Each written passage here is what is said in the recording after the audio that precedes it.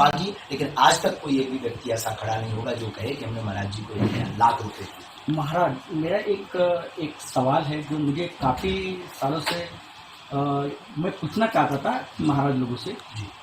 आप उन महाराजों से थोड़ा अलग हो।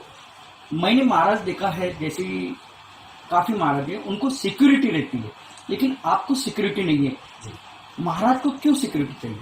बहुत सुंदर। देखिए, दोनों दृष्टि है, आध्यात्मिक लौकिक। जो सिक्योरिटी की चर्चा की वो लौकिक व्यवस्था है, तो उन महात्माओं के भाव रहता होगा कि सिक्योरिटी इसलिए रखना है कि लौकिक दृष्टिकोण से लोग अगर जैसे मान लीजिए किसी को प्रेत बाधा है या कोई शक्ति का प्रभाव है, उसे तो हम शक्ति से ठीक कर सकते हैं, लेकिन अगर किसी को गर्राट चढ़ो, मान लो उसे आवेश आया, क्रोध आया, तो उसे शक्ति से कैसे संभाल पाएंगे? उसे क्रोध वाले को क्रोध वाला ही संभाल पाएगा।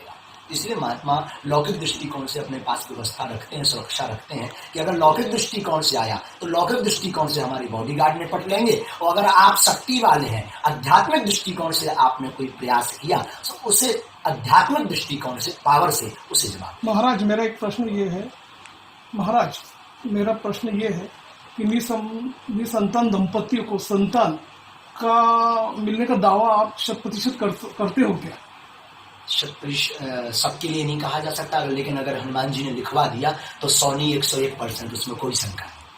बहुत से ऐसे भक्तगण हैं जिनका महाराज के ऊपर में विश्वास टूट गया है, जिस तरह से घटना है आज की इसके बारे में क्या कहूँगा? हम आज के बारे में यही कहेंगे कि जिन्होंने भी ये क्रियान्वित कार्य किए हैं, जिन कार्यों से आपके मन में कोई इमेज बनी है, बिल्कुल बात सही है। आजकल पाखंड बहुत बढ़ गया, आप बिल्कुल अपनी जगह सही है। बस एक विचार करिएगा कि सत्य स्वीकार करिएगा, सत्य को परखिएगा, सत्य को अपनी कसौटी पर तौलिएगा, और जब आपको लगे कि नहीं बागेश्वर धाम में सत्य है, तब आप सत्य कहिएगा। अगर पाखंड लगे तो पाखंड बोलिए, झूठ लगे तो झूठ बोलिए, और अगर आपको अत्याचार लगे तो अत्याचार बोलिए। जो पहले आप अपनी मानसिक बल की कसौटी पर उस महात्मा को, उस स्थान को, उस शक्ति को पहले तोड़िए। मेरा एक लास्ट सवाल है आपसे। जी।